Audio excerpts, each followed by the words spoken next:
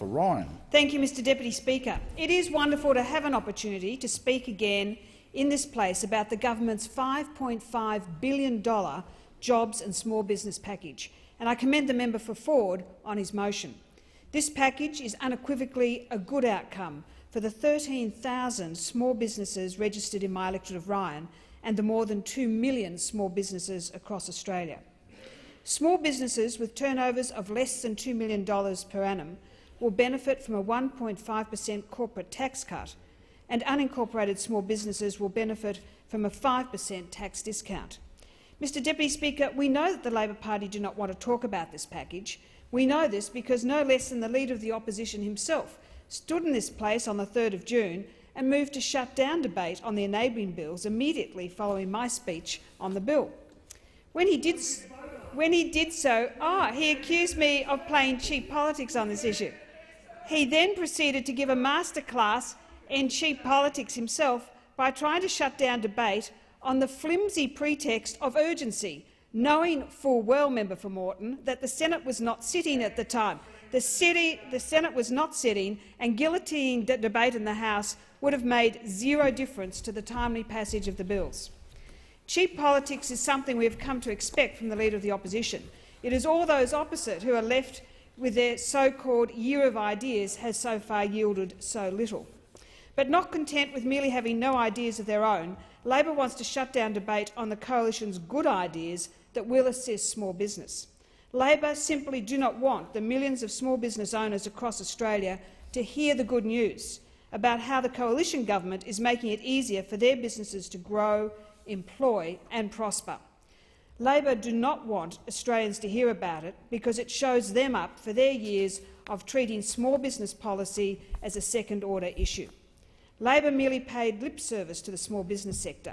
They treated the small business portfolio like an unwanted raffle prize, passing it from up to 5 ministers in the space of 15 months in the final chaotic years of their government.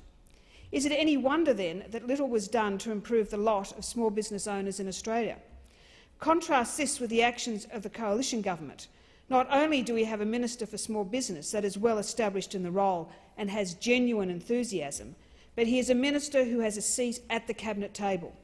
For the first time in many years, small businesses have a minister with the willingness and the authority to look out for the interests of the small business sector.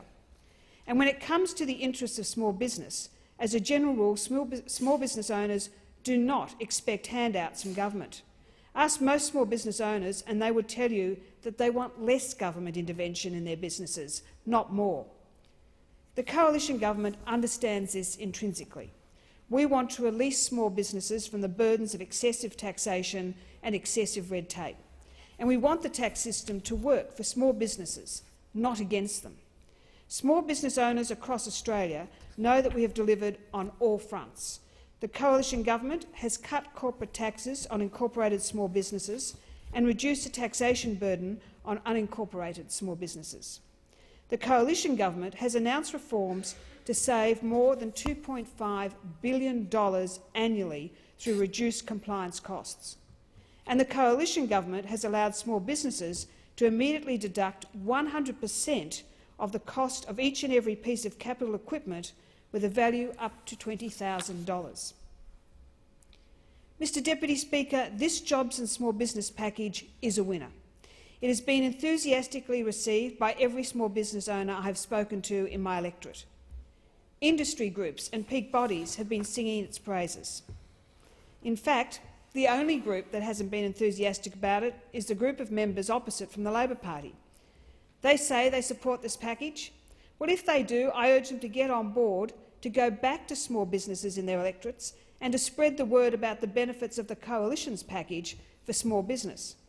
After all, if they do not have any ideas of their own, they may as well talk about ours. The Labor Party gave us smoke and mirrors. They didn't give us any rubber on the road. They didn't deliver for small business. The Coalition has funded this package and is delivering for small business. I commend the Minister for Jobs and Small Businesses, and in doing so I commend the member for Ford's motion to the House. I thank the member for